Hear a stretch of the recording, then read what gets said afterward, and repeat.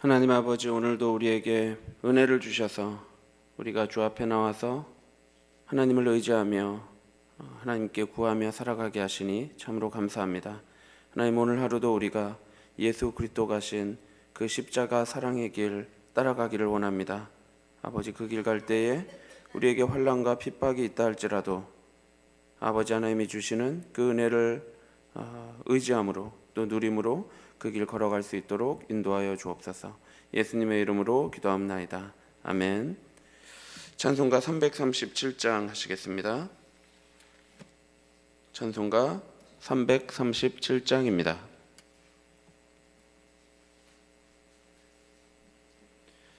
찬송가 337장 찬송하겠습니다. 내 모든 시험 무거운 짐을 주 예수 앞에 아뢰이면 근심에 쌓인 날 돌아보사 내 근심 모두 맡으시네. 무거운 짐을 나 홀로 지고 견디다 못해 쓰러질 때 불쌍히 여겨 구원해 주리. 은혜의 주님 오직 예수. 내 모든 괴로움 닥치는 환난 주 예수 앞에 아뢰이면 주께서 친히 날 구해 주사 넓으신 사랑 베푸시네. 무거운 짐을 나 홀로 지고 견디다 못해 쓰러질 때 불쌍히 여겨 구원해 주리. 은혜의 주님 오직 예수. 내 짐이 점점 무거워질 때 주 예수 앞에 아뢰이면 주께서 친히 날 구해 주사 내 대신 짐을 져주시네.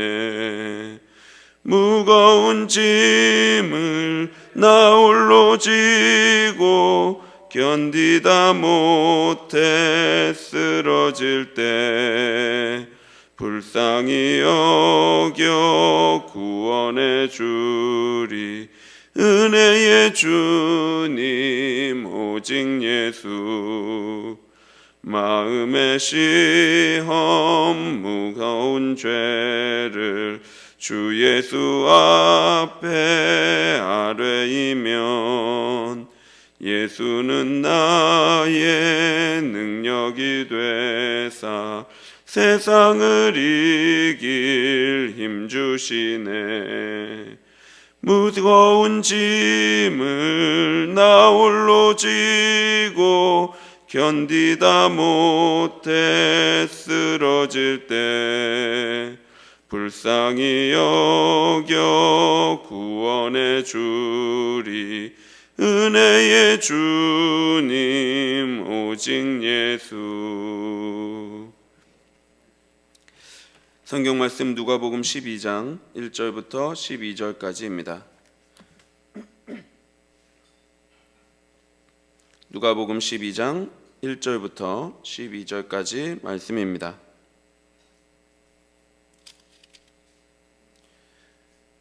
누가복음 12장 1절부터 12절까지 한 절씩 교독하겠습니다. 그동안에 무리 수만 명이 모여 서로 밟힐 만큼 되었더니 예수께서 먼저 제자들에게 말씀하여 이르시되 바리새인의 누룩 곧 외식을 주의하라.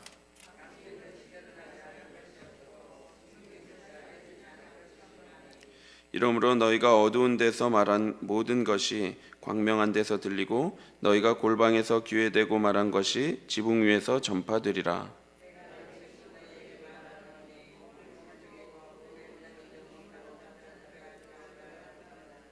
마땅히 두려워할 자를 내가 너희에게 보이리니 곧 죽인 후에 또한 지옥에 던져 넣는 권세 있는 그를 두려워하라. 내가 참으로 너희에게 이르노니 그를 두려워하라.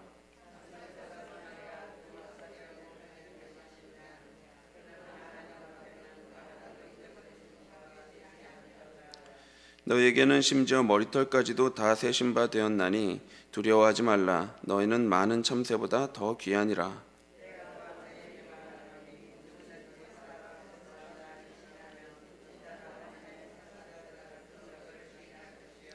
사람 앞에서 나를 부인하는 자는 하나님의 사자들 앞에서 부인을 당하리라.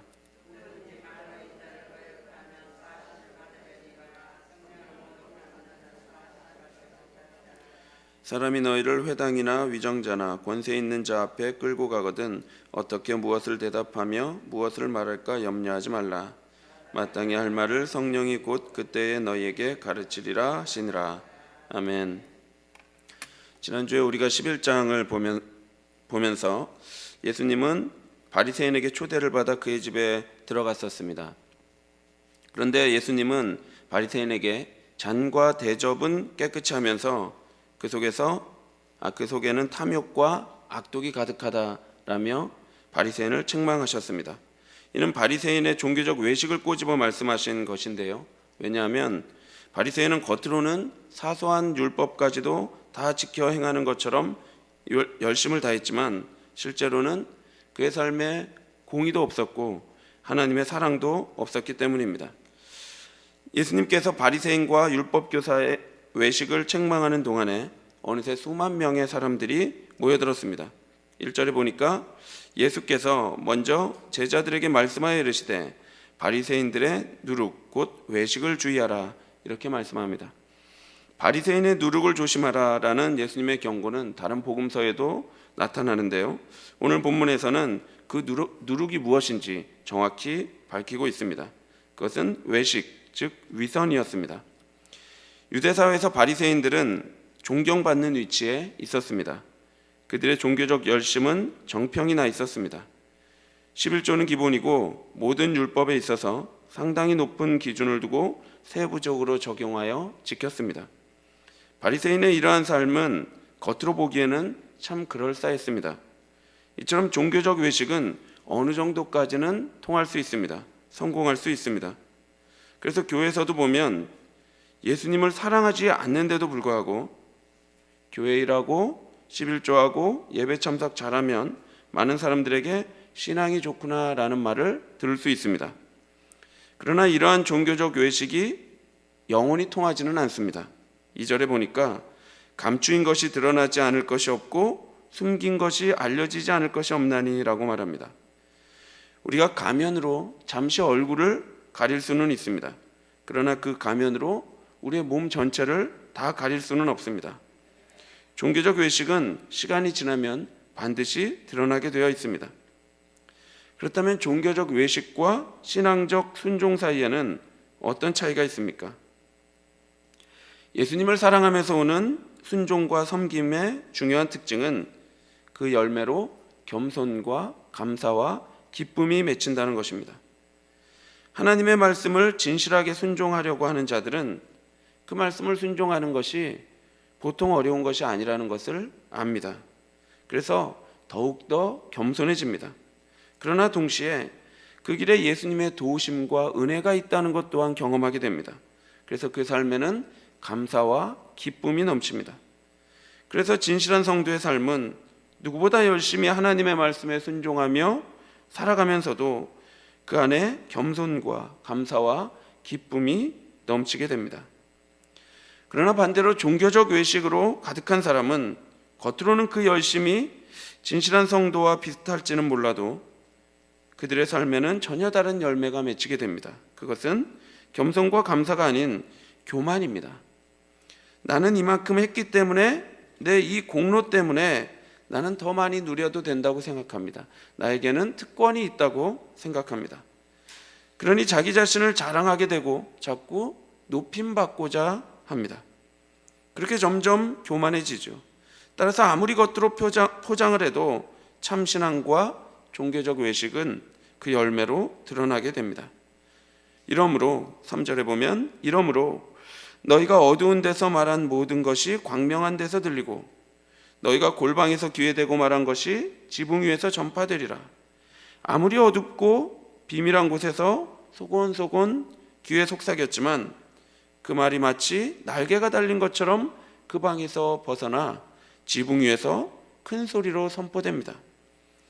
사람들은 위선적으로 살아갈 수는 있지만 자신의 삶 전체를 완전히 감출 수는 없는 것입니다. 가시나무가 무화과 열매를 맺을 수도 없고 찔레가 포도를 맺을 수도 없는 것입니다. 왜냐하면 우리 마음에 가득한 그것이 우리의 삶의 열매로 드러나기 때문입니다. 그렇다면 바리새인들은 왜 이렇게 외식적인 삶을 살아갑니까? 그것은 그들이 사람 앞에서 살아가기 때문입니다.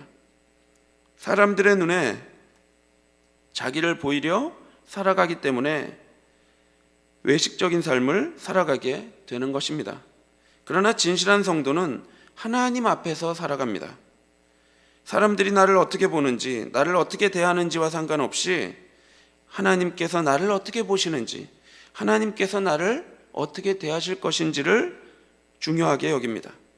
이는 본질적으로 우리가 누구를 두려워하는가에 대한 문제입니다. 4절과 5절을 함께 보겠습니다. 내가 내 친구 너희에게 말하노니 몸을 죽이고 그 외에는 능히 더 못하는 자들을 두려워하지 말라. 마땅히 두려워할 자를 내가 너희에게 보이리니 곧 죽인 후에 또한 지옥에 던져넣는 권세가 있는 그를 두려워하라. 내가 참으로 너희에게 이르노니 그를 두려워하라. 본문은 두려워하지 말아야 할 자와 두려워해야 할 자를 분명히 가르쳐주고 있습니다. 먼저 두려워하지 말아야 할 자는 우리의 몸을 죽일 수는 있지만 그 후에는 능히 더 못하는 자들입니다.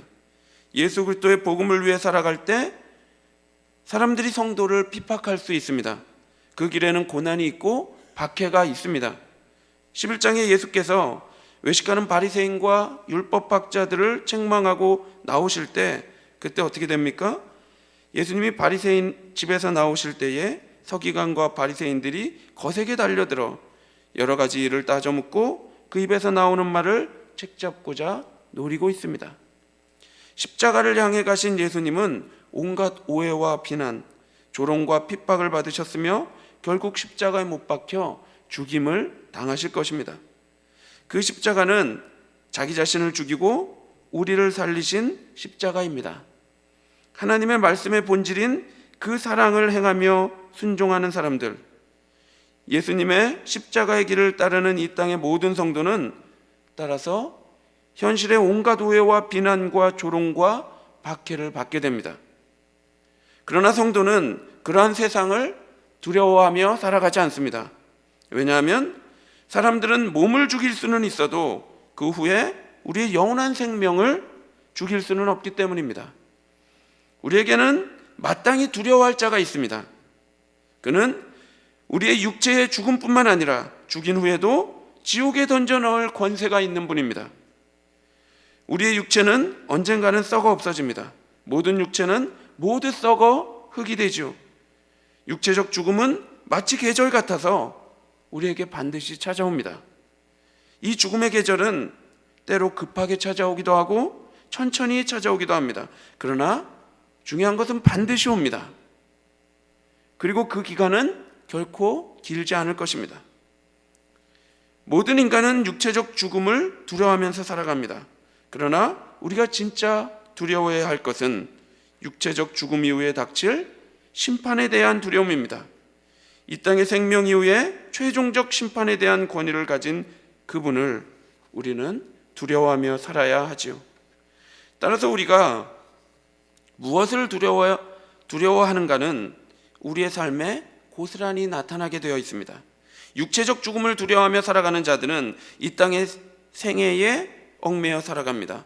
이 땅에서 잘 사는 것, 잘 먹는 것, 이 땅에서 잘 되는 것에 목을 메고 살아가게 됩니다. 다른 것에는 관심이 없습니다. 오직 이 땅에서 잘 먹는 것, 잘 사는 것에만 집중되어 있습니다. 그래서 하나님께 구하는 것도 다 이 땅의 것들입니다. 그러나 죽음 이후에 최종적 심판을 하시는 하나님을 두려워하는 자들은 어떻습니까? 그들은 하늘의 영광을 위하여 살아갑니다. 하나님 앞에 설 날이 있다는 것을 알고 그날을 소망하며 살아가지요. 그날을 기다리며 살아가지요. 따라서 이 땅에 얽매여서 이 땅의 것만을 구하며 살아가지 않습니다. 오히려 현실에 고난이 있다 할지라도 예수님이 가신 그 십자가의 길 따라가며 복음의 삶을 살아갑니다. 하나님의 아들이신 예수 그리스도께서 우리를 위해 십자가에서 죽으시고 다시 사셨다는 그 복음을 전파하며 또한 우리도 다른 누군가에게 생명을 전해주며 또한 그 다른 누군가의 생명을 위하여 살아가는 그 고귀한 인생을 살아가게 되는 것입니다. 8절과 9절에 예수님은 제자들에게 이어서 계속 말씀하십니다. 내가 또한 너희에게 말하노니 누구든지 사람 앞에서 나를 시인하면 인자도 하나님의 사자들 앞에서 그를 시인할 것이요 사람들 앞에서 나를 부인하는 자는 하나님의 사자들 앞에서 부인을 당하리라. 우리가 이 땅에서 예수님이 우리의 유일한 소망이요 구원이 되신다는 복음을 전하며 그 복음을 위하여 살아간다면 그것은 사람 앞에서 예수님을 시인하는 삶입니다. 그렇다면 예수님도 우리를 안다 말씀하실 것입니다. 내가 너를 안다 이렇게 말씀하실 것입니다. 그러나 이 땅에 매여서 이 땅의 영광을 위해서 하늘의 영광을 부인하는 그런 삶을 살아가는 자들은 마지막 심판 때에서 하나님에게 모른다라는 말을 듣게 될 것입니다. 물론 우리가 살아가다가 넘어질 수 있습니다. 10절에 보면 누구든지 말로 인자를 거역하면 사하심을 받으려니와 성령을 모독하는 자는 사하심을 받지 못하리라고 말씀합니다. 베드로는 예수님을 3번이나 부인했습니다. 그러나 예수님은 그를 용서해 주셨죠. 하나님은 우리가 무지하고 연약하여서 넘어지는 것에 대하여 그래서 죄를 통회하고 회개하며 돌아올 때 하나님은 반드시 용서해 주십니다. 그러나 우리의 마음이 교만하여서 하나님을 인정하지 않고 예수 그리스도의 십자가를 멸시하며 구원의 능력이신 성령의 역사를 거부하는 것은 그것은 사하심을 받을 수가 없습니다. 사랑하는 성도 여러분, 우리는 무엇을 두려워하며 살아갑니까? 이 땅에서의 죽음을 두려워하며 살아갑니까? 아니면 그 죽음 뒤에 있는 영원한 심판을 두려워하며 살아갑니까? 우리가 무엇을 두려워하느냐에 따라 우리의 삶의 양태가 달라집니다. 이 땅에서의 죽음을 두려워한다면 이 땅에서의 나의 영광을 위해 살아갈 것이고 그 죽음 뒤에 있는 영원한 심판을 두려워한다면 하늘 영광을 위해 그 복음을 위한 삶을 살아가게 될 것입니다. 여러분 혹시 이 진리를 알지만 이 진리를 믿지만 그 길을 가기가 두려우십니까? 그 땅에서 곤란과 어려움을 당하실 것 같아 그 십자가의 길 따라가는 것이 두려우신지요? 6절과 7절은 그런 우리에게 이렇게 말씀합니다. 참새 5마리가 두 아사리온에 팔리는 것이 아니냐. 그러나 하나님 앞에는 그 하나도 잊어버리는 바 되지 아니하는도다. 너희에게는 심지어 머리털까지도 다 세신 바 되었나니 두려워하지 말라. 너희는 많은 참새보다 더 귀하니라. 또한 11절과 12절은 이렇게 말씀합니다. 사람이 너희를 회당이나 위정자나 권세 있는 자 앞에 끌고 가거든 어떻게 무엇으로 대답하여 무엇으로 말할까 염려하지 말라. 마땅히 할 말을 성령이 곧 그때에 너희에게 가르치시리라 하시니라. 사랑하는 성도 여러분, 우리가 예수 그리스도를 따라 가는 그 길에는 고난과 질고가 있습니다. 진리를 살아내고 십자가의 사랑을 살아내는 그 삶에 어려움과 힘듦이 분명히 있습니다. 그러나 하나님께서 그런 우리를 잊어버리시겠습니까? 참새 한 마리도 그렇게 소중히 여기시는 우리 하나님께서 당신의 자녀인 우리의 삶을 돌보시지 아니하시겠습니까? 심지어 우리의 머리털까지도 다 세시는 우리 하나님께서 우리를 친구라 부르시는 그 예수 그리스도께서 우리가 고난당하실 때 그냥 보고만 계시겠습니까? 우리가 복음을 전파하고 복음을 살아낼 때 성령께서 반드시 그 길을 인도하십니다. 우리가 하나님을 경외함으로 그를 의지하며 살아갈 때 하나님은 반드시 우리의 길을 인도하시며 힘을 주시며 모든 염려와 고통으로부터 해방시켜 주십니다. 우리 모두가 이러한 선하신 아버지 하나님을 믿음으로 오늘 하루도 담대하게 예수 그리스도 가신 그 십자가의 길 걸어가게 되기를 바랍니다. 기도하겠습니다. 하나님 아버지, 우리 안에 두려움이 있다면 그 두려움을 믿음으로 바꿔주시기를 원합니다. 그래서 우리 주님 걸어가신 그 십자가의 길, 우리도 함께 따라가기를 원합니다. 하나님 아버지, 이 길을 믿음으로 걸어갈 때에 우리가 죽음 이후에 우리 하나님 다시 배울 날에 내가 너를 안다, 그 칭찬 들을 수 있도록 인도하여 주옵소서. 예수님의 이름으로 기도하옵나이다. 아멘. 하늘에 계신 우리 아버지여, 이름이 거룩히 여김을 받으시오며 나라의 마옵시며 뜻이 하늘에서 이룬 것 같이 땅에서도 이루어지이다. 오늘날 우리에게 일용할 양식을 주옵시고 우리가 우리에게 죄 지은 자를 사하여 준 것 같이 우리 죄를 사하여 주옵시고 우리를 시험에 들게 하지 마옵시고 다만 악에서 구하옵소서. 대개 나라와 권세와 영광이 아버지께 영원히 있사옵나이다. 아멘. 우리가 이 땅의 영광이 아닌 예수 그리스도의 십자가를 따라 하나님의 영광 위하여 살도록 기도하시고, 주변에 고난받는 성도들을 위해 기도하시고, 대신방을 위해 또 교회당 건축을 위해 기도하시고, 개인적으로 기도하시기 바랍니다.